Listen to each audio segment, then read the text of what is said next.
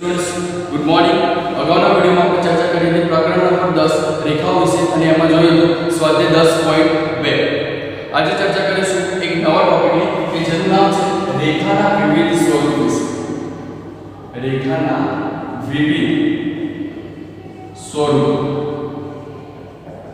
અને રેખાના વિવિધ સ્વરૂપોની અંદર કયા સ્વરૂપો છે? તો પહેલું છે ઢાળ અંતઃખંડ સ્વરૂપ. ઢાળ અંતઃખંડ સ્વરૂપ અથવા તો પહેલા લખીશું ઢાળ સ્વરૂપ. પહેલા લખીશું ઢાળ સ્વરૂપ. તો ઢાળ સ્વરૂપની અંદર શું યાદ રાખવાનું છે? કે ધારો કે કોઈ રેખા છે, ધારો કે કોઈ રેખા ax plus by plus c is equal to 0. આ ટાઈપની કોઈ રેખા છે અને એ રેખાનો ચોક્કસ ઢાળ શોધવો હોય તો એનું સૂત્ર થશે m બરાબર -a/b. એટલે લખીશું કે કોઈ રેખા આપેલી હોય અને એનો જે ઢાળ શોધવો હોય તો એનું સૂત્ર શું થશે? m બરાબર -a/b થશે. ઓકે, એ જ રીતે સેકન્ડ નંબરની અંદર છે ઢાળ અંતઃખંડ સ્વરૂપ. અંતઃખંડ સ્વરૂપ. તો ઢાળ અંતઃખંડ સ્વરૂપની અંદર આપણે લખે છે કે દાખલા તરીકે કોઈ રેખા છે, રેખા ax by c is equal to 0 માટે ઢાળ અંતઃખંડ સ્વરૂપ શું છે? y equal to mx c, જ્યાં m બરાબર શું થાય? ઢાળ થશે અને c બરાબર શું થશે? અંતઃખંડ. તો યાદ શું રાખીશું? m બરાબર m શોધવા માટે કોઈ પણ રેખાનો m કઈ રીતે શું થાય? એટલે કે ઢાળ કઈ રીતે શું થાય? -a/bx c કઈ રીતે શું થાય? તો c/e. યાદ રાખીશું c ના છેદમાં શું થશે? e. ઓકે, તો c = b થશે. c = b. યસ. ઓકે, ધ્યાન રાખીશું m કઈ રીતે શું થાય? -a/bx c અંતઃખંડ કેવી રીતે શું થશે? તો c/b લખાશે. ઓકે, હવે ત્રીજા નંબરની ચર્ચા કરીએ. ખાલી અંતઃખંડ આપેલું તો અંતઃખંડ સ્વરૂપ. તો અંતઃખંડ સ્વરૂપની અંદર શું ધ્યાન રાખીશું કે ધારો કે કોઈ રેખા છે, એ રેખા ax by c is equal to 0 છે અને એ રેખા માટે x અંતઃખંડ અને y અંતઃખંડ શોધવું હોય. x અંતઃખંડ બે અંતઃખંડ લઈએ, x અંતઃખંડ લેશું અને બીજા અંતઃખંડ લેશું y અંતઃખંડ. તો એ બંનેના સૂત્રો કેવી રીતે લખી શકાય? તો x અંતઃખંડ શોધવું હોય તો -c/a લખાશે અને y અંતઃખંડ શોધવું હોય તો -c/શું લખી શકાય? b. ઓકે, તો બંને સૂત્રો ધ્યાન રાખજો કે x અંતઃખંડ શોધવું હોય તો -c/a અને y અંતઃખંડ શોધવું હોય તો -c/શું લખી શકાય? b લખી શકાય. ક્યારે? કે જ્યારે કોઈ અંતઃખંડ સ્વરૂપ આપ્યું હોય અને એની અંદર ax by c equal to 0 ટાઈપની રેખા છે અને એની અંદર અંતઃખંડ શોધવું હોય તો અંતઃખંડના બે સૂત્રો થશે. x અંતઃખંડ -c/a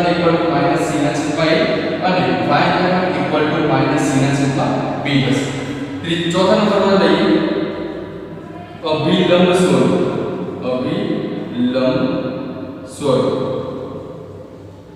તો અભિલંબ સ્વરૂપમાં શું ધ્યાન રાખવાનું છે કે કોઈ રેખા છે, ધારો કે કોઈ રેખા અને એ રેખા છે ax by c equal to 0 માટે અભિલંબ સ્વરૂપ આપણને યાદ હોય તો x cos ω y sin ω equal to p લખવાનું. x cos ω y sin ω equal to p અભિલંબ સ્વરૂપ સમીકરણ. બરાબર? તો x cos ω y sin ω equal to p માટે શું લખી શકાય? જો તમારે આની અંદર cos ω શોધવું હોય તો પ્લસ ઓર માઈનસ a ના છેદમાં શું થશે? અહીંયા x² y² થશે અને sin ω શોધવું હોય તો પ્લસ ઓર માઈનસ y, અહીંયા લખીશું x, અહીંયા શું લખાય? y √x² y² અને p શોધવું હોય તો પ્લસ ઓર માઈનસ c ના છેદમાં √x² y². ત્રણ સૂત્રોને તમારે ધ્યાનમાં લેવાના છે કે cos ω શોધવું હોય તો cos ω બરાબર પ્લસ ઓર માઈનસ x, એટલે cos ω જોડે જે સહગુણક છે એ કિંમત અહીંયા લખશું અને √x² y² આવશે. sin ω શોધવું હોય તો plus or minus y √x² y² અને p એટલે p એટલે શું થાય? ઉગમ બિંદુથી લંબ અંતર. તો ઉગમ બિંદુથી લંબ અંતર p શોધવું હોય તો પ્લસ ઓર માઈનસ c છેદમાં √x² y² થશે. ક્લિયર? તો આ સૂત્રો છે અને એ સૂત્રને રિલેટેડ આપણે એક્ઝામ્પલ જોઈશું. તો સૌથી પહેલા ફરીથી થિયરીને આપણે યાદ કરી લઈએ કે ઢાળ સ્વરૂપ સમીકરણની અંદર શું ધ્યાન રાખવાનું છે કે ધારો કે કોઈ રેખા છે x + dy + c = 0, એની અંદર જો ઢાળ શોધવો હોય તો m બરાબર શું થશે -a/b થશે. ઓકે, એ જ રીતે ઢાળ અંતરના સ્વરૂપની વાત કરીએ તો ઢાળ અંતરના સ્વરૂપની અંદર ax + dy + c = 0. ધારો કે કોઈ રેખા છે અને એ રેખાનો ચોક્કસ ઢાળ m બરાબર -a/bx થશે પ્લસ c એટલે અંતરખંડ શું થશે c/b. ઓકે, તો આ એક ફોર્મ્યુલા ધ્યાન રાખજો.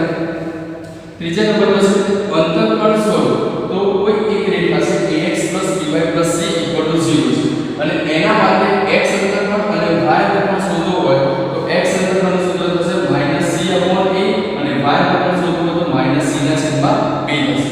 ઓકે, અને ચોથા નંબર પર છે અભિલંબ સ્વરૂપ. કે ધારો કે કોઈ રેખા છે ax + dy + c = 0, એના માટે કોઈ અભિલંબ સ્વરૂપ આપેલું હોય x cos ω + y sin ω = p અને એના માટે જો cos ω શોધવું હોય તો cos or minus x હશે વર્ગમૂળમાં x² + y² sin ω plus or minus y upon √ x² + y² અને p plus or minus c છેદમાં x² + y² આપણે સૂત્ર દ્વારા ગણતરી કરી શકીશું. ઓકે, એના આધારે આપણે જોઈએ એક્ઝામ્પલ નંબર 30. એક્ઝામ્પલ નંબર 13 જોઈએ. એક્ઝામ્પલ 13 ની અંદર શું કન્ડિશન છે? 13 માં આપણે જો રેખાનું સમીકરણ 3x - 4y, જો રેખાનું સમીકરણ 3x - 4y + 10 = 0, 3x - 4y + 10 = 0 હોય તો તેનો ઢાળ અને x અંતરખંડ અને y અંતરખંડ શોધો. તો પહેલા નંબર પર શોધવાનું છે ઢાળ અને બીજા નંબર પર શોધવાનું છે અંતરખંડ. અંતરખંડની અંદર કોણ આવશે? x અંતરખંડ કોણ આવશે અને y અંતરખંડ કોણ આવશે? ઓકે, તો સૌથી પહેલા કઈ થિયરીનો યુઝ કરશું? પહેલા નંબર થિયરીને ધ્યાનમાં રાખો. ઢાળ સ્વરૂપ છે એની અંદર કોઈ રેખા આપેલી છે ax + by + c = 0, તો એ કોઈ રેખા છે 3x - 4y + 10 = 0. તો એનો ચોક્કસ ઢાળ શોધવો. તો ઢાળ શોધવા માટે સૂત્ર શું થાય? -a/b. તો એ લખીશું કે અહીં આપેલ રેખાનો ઢાળ શું થશે? m બરાબર -a/b લખી શકાય. ઓકે, તો a કેટલા? તો x નું સમઘન છે 3, તો 3 ને આપણે શું કહીશું? a. y નું સમઘન શું છે? b, તો b નું સમઘન y નું સમઘન b છે, તો b બરાબર કેટલા થશે? -7 અને c એટલે અચળ પદ એટલે કેટલા થશે? 10 થશે. એ જરૂર છે a અને b ની જરૂર છે, તો -3/4 3/4 એ આપણને શું મળશે? રેખાનો ઢાળ મળશે. બીજા નંબર પર છે આ પહેલો નંબર. હવે બીજો નંબર અંતરખંડની વાત કરીએ તો x અંતરખંડ શોધવા કઈ રીતે અને y અંતરખંડ કેવી રીતે શોધાશે એને સૂત્ર જોઈએ. તો બીજાની અંદર જોઈએ કે ઢાળ અંતરખંડ સ્વરૂપ છે એની અંદર y -a/bx + c/b છે. પણ ક્યારે? જ્યારે કોઈ ઢાળ આપેલો હોય રેખાનો અને અંતરખંડ શોધવાનું હોય ત્યારે. પણ ખાલી અંતરખંડ આપેલું હોય તો અહીં આપણે અંતરખંડની જરૂર છે. તો અંતરખંડ માટે x અંતરખંડ સૂત્ર શું થશે? -c/a અને y અંતરખંડ -c/b. સૂત્ર મૂકીશું -c/a -c/b. ઓકે, તો c ની કિંમત કેટલી? તો c ની કિંમત છે -10. a ની કિંમત થશે 3 એટલે x અંતરખંડ શું થશે?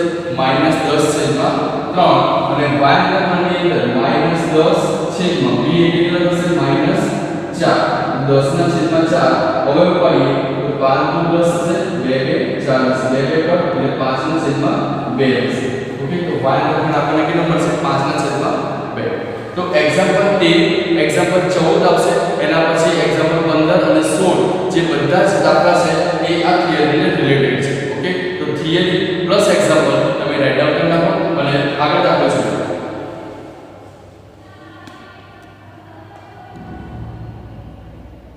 હવે જોઈએ એ થિયરીને રિલેટેડ ઉદાહરણ નંબર 14.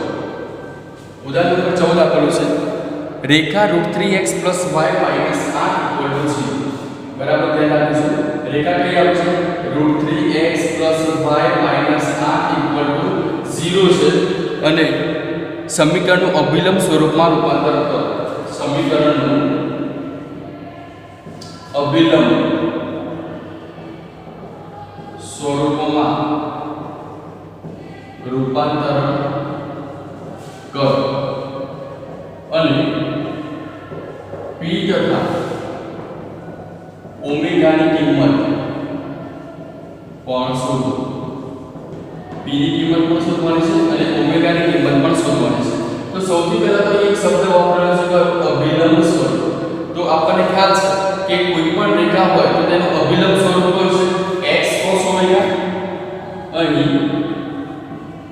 અભિલંબ સ્વરૂપ કયો છે x cos omega plus y sin omega equal to શું થશે p થશે બરાબર એના આધારે આપણે cos ઓમેગા પણ શોધીશું અને p ની કિંમત પણ શોધીશું ઓકે તો સૌથી પહેલા cos ઓમેગા શોધીએ તો cos ઓમેગા આગળના દાખલાની અંદર જે થિયરી યુઝ કરેલી હતી આગળના દાખલાની અંદર જે થિયરી અને એના પહેલા જે થિયરી સમજાવી હતી અભિલંબની તો cos ઓમેગા બરાબર સૂત્ર શું પ્લસ ઓર માઈનસ x છેદમાં under root x square plus y square અને sin ઓમેગા શું હોય બીજા નંબરમાં sin ઓમેગા તો પ્લસ ઓર માઈનસ y છેદમાં under root x square plus y square થાય અને 3 નંબરની અંદર p સૂત્ર તો p પ્લસ ઓર માઈનસ શું થશે c ના છેદમાં under root x square plus y square okay પણ એ જરૂર છે x y અને c ની જરૂર છે તો x ની કિંમત સમીકરણની અંદર શું લખી શકાય √3 y ની કિંમત શું લખી શકાય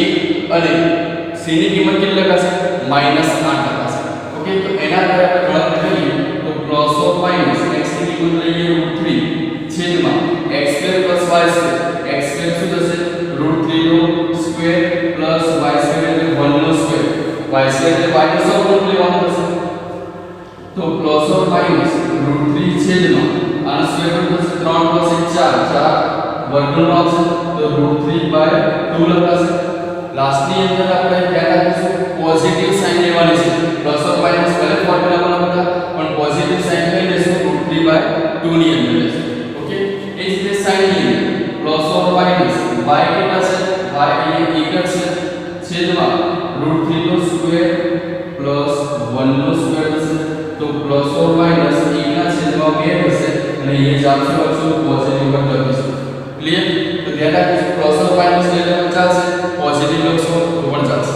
ઓકે તો આગળ c plus or minus c કેટલા છે -8 છે તો -8 લખી નાખીએ c ની કિંમત કેટલી છે પ્લસ ઓર માઈનસ -8 છે એટલે માઈનસ માઈનસ જો અહીંયા લેવામાં આવે તો માઈનસ માઈનસ શું થઈ જશે પોઝિટિવ થઈ જશે અને અંદર માં શું થશે √3 નો સ્ક્વેર પ્લસ 1 નો સ્ક્વેર ઓકે તો એ શું થશે પ્લસ ઓર માઈનસ 8 ના છેદમાં 3 પ્લસ 1 એટલે કેટલા થશે 4 થશે √3 નો સ્ક્વેર કેટલો થશે 3 અને આનો સ્ક્વેર કેટલો થશે 1 એટલે 3 પ્લસ 1 કેટલા થાય 4 4 નું વર્ગમૂળ લઈએ તો 4 નું વર્ગમૂળ કેટલું થાય 2 થશે તો 2 4 8 એટલે 4 શું લેવાનું છે પોઝિટિવ p ની કિંમત પણ પોઝિટિવ લેવાની છે 4 તો આ બધી જ કિંમતો આપણે શેમાં મૂકી દઈશું અભિલંબ સ્વરૂપ જે સમીકરણ છે એક નંબરની અંદર મૂકી દઈશું એટલે આપણને જો p ની કિંમત મળી જશે p ની કિંમત કેટલી મળી 4 જે અહીં પૂછેલું છે કે p ની કિંમત તથા ઓમેગા ની કિંમત શોધો તો p ની કિંમત અહીંયા 4 મળી ગઈ છે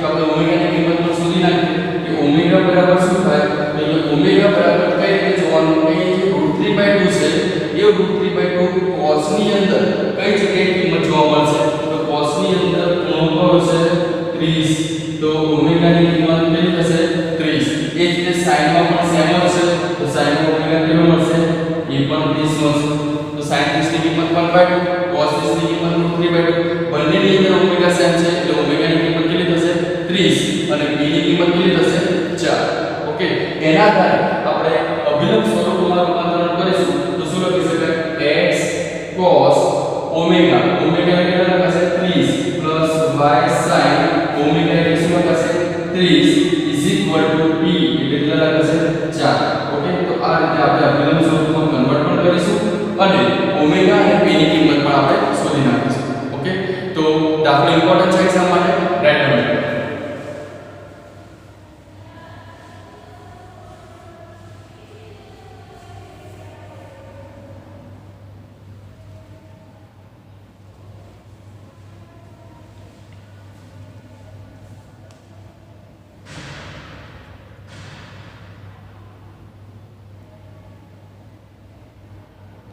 હવે છે ઉદાહરણ નંબર 15 ઉદાહરણ નંબર 15 છે એની અંદર આપ્યું છે બે રેખાઓ છે y - √3x - 5 રેખાઓ y - √3x - 5 = 0 અને એક બીજી રેખા છે એની અંદર આપ્યું છે √3y - x + 6 અને બીજી રેખા છે √3y - -x + 6 = 0 છે। √3y - x + 6 = 0 છે। વચ્ચેના ખૂણાનું માપ શોધો। વચ્ચેના ખૂણાનું માપ શોધો કેટલું થશે। તો સૌથી પહેલા તો જે રેખા છે એ રેખાને પહેલા x પછી y અને કોન્સ્ટન્ટ પદ એમાં ગોઠવી નાખીશું તો શું લખી શકાય। પહેલી રેખાને તો પહેલા x વાળું પદ પછી y વાળું પદ પછી અચળ પદ = 0। એ જ રીતે બીજી રેખા માટે અહીંયા લઈએ -x + √3y + 6 = 0। હવે માઈનસ ને જો અંદર આપી દઈએ તો શું લખી શકાય √3x - y + 5 = 0 અને લખાશે x - √3y - 6 = 0। ઓકે તો અહીંયા એક રેખા મળશે, અહીંયા બીજી રેખા પણ મળી ગઈ છે। હવે બંને રેખાનો ચોક્કસ ઢાળ શોધો ત્યારે આપણે બે રેખા વચ્ચેનો ખૂણો શોધી શકીએ છીએ। તો સૌથી પહેલા અહીં આપેલ પ્રથમ રેખાનો ઢાળ લઈએ તો પ્રથમ રેખાનો ઢાળ શું લખીશું m1। તો m1 નું સૂત્ર શું થાય -a/b તો -a એટલે -√3/b એટલે શું લખી શકાય -1 એટલે કે m1 ની કિંમત કેટલી થઈ √3। ધ્યાન રાખીશું m1 કેટલું મળી ગયું √3। એ જ રીતે બીજી રેખાનો ઢાળ શોધો તો એ લખીશું બીજી રેખાનો ઢાળ એટલે શું નામ આપીશું m2। ઓકે તો m2 નું સૂત્ર શું થાય -a/b એ પ્રમાણે લખીએ તો -a/b એટલે -1/√3 એટલે જવાબ શું હશે 1/√3। ઓકે એટલે m2 ની કિંમત કેટલી થઈ ગઈ 1/√3 m2 બરાબર 1/√3 એટલે બે રેખાનો ચોક્કસ ઢાળ આપણને મળી ગયો છે। હવે એ બે રેખાનો ચોક્કસ ઢાળ જો આપણી પાસે હોય તો એના આધારે બે રેખાઓ વચ્ચેનો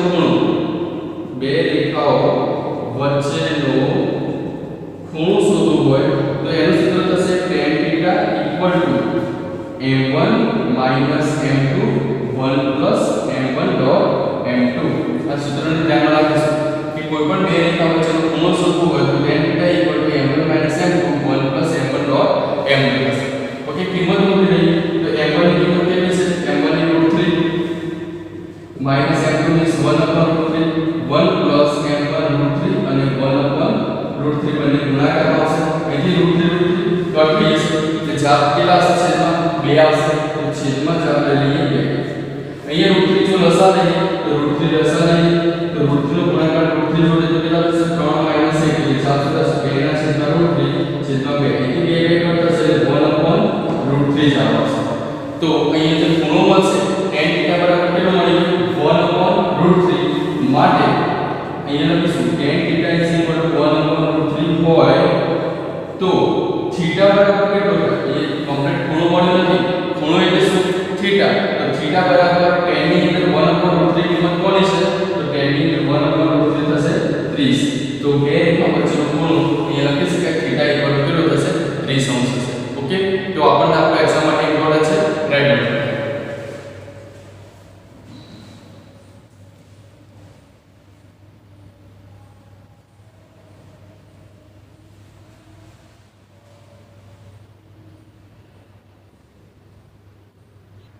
હવે જોઈએ ઉદાહરણ નંબર 16। ઉદાહરણ નંબર 16 ની અંદર આપ્યું છે સાબિત કરો કે b1 b2 is not equal to 0 માટે સાબિત કરો કે b1 અને b2 is not equal to 0 રેખાઓ માટે રેખાઓ છે કઈ આપી છે a1x + b1y એટલે આપીશું a1x + b1y + c1 = 0 અને a2x + b2y + c2 = 0 બે રેખાઓ છે અને દ્વારા દર્શાવેલ હોય તો નંબર 1 આપણે શું બતાવવાનું છે નંબર 1 છે જો રેખાઓ સમાંતર હોય તો a1/b1 = a2/b2 સાબિત કરો। પહેલું સાબિત શું કરવાનું છે a1/b1 = a2/b2 ક્યારે જો બે રેખાઓ સમાંતર હોય તો આવું સાબિત કરવાનું છે। અને બીજા નંબરમાં જો બે રેખાઓ પરસ્પર લંબ હોય a1 dot a2 minus a1 dot b2 equal to 0 સાબિત બરાબર એટલે કે બે પદ આપણે સાબિત કરવાના છે બે ટર્મની વાત કરવાની છે તો સૌથી પહેલા તો એક નંબર સાબિત કરીએ કે જો રેખાઓ ધ્યાન રાખીશું જો રેખાઓ સમાંતર હોય તો જો બે રેખાઓ સમાંતર હોય તો m1 એટલે કે પહેલી રેખાનો ઢાળ ઇક્વલ ટુ શું થશે બીજી રેખાનો ઢાળ થશે તો ધ્યાન રાખીશું પહેલી રેખાનો ઢાળ એટલે એ પહેલી રેખા છે શું a1x b1y c1 તો એનો જે ઢાળ શું થશે માઈનસ a ના છેદમાં b એ પણ સૂત્ર શું થશે માઈનસ a ના છેદમાં b ઓકે તો સૂત્ર લખ્યા પછી કિંમત મૂકી દો તો શું આવશે a1/b1 માઈનસ a2/b2 તેથી માઈનસ માઈનસ હટી જશે તો a1/b1 a2/b2 સાબિત કરી શકાય છે ઓકે તો જે આપણે પહેલા સાબિત કર્યું છે a1/b1 a2/b2 જે સાબિતી લાવી છે તે સાબિતી ક્લિયર થઈ ગઈ છે પછી સેકન્ડ નંબરની ચર્ચા કરીએ તો સેકન્ડ નંબરમાં શું પૂછ્યું છે જો બે રેખાઓ પરસ્પર લંબ હોય જો બે રેખાઓ પરસ્પર લંબ હોય તો આપણે શું યાદ છે જો બે રેખાઓ પરસ્પર લંબ હોય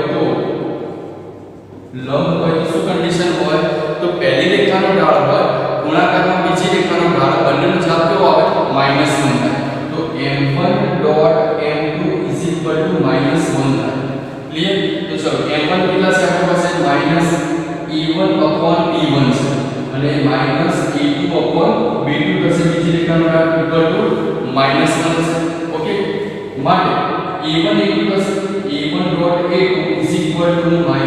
-b1 ડોટ b2 કે માઈનસ ઓર પદ આવશે a1 dot a2 b1 dot b2 0 okay આ રીતે આપણે સાબિત કરી શકીએ છીએ a1 a2 a1 a2 b1 b2 0 અહીંયા શું આવશે પ્લસ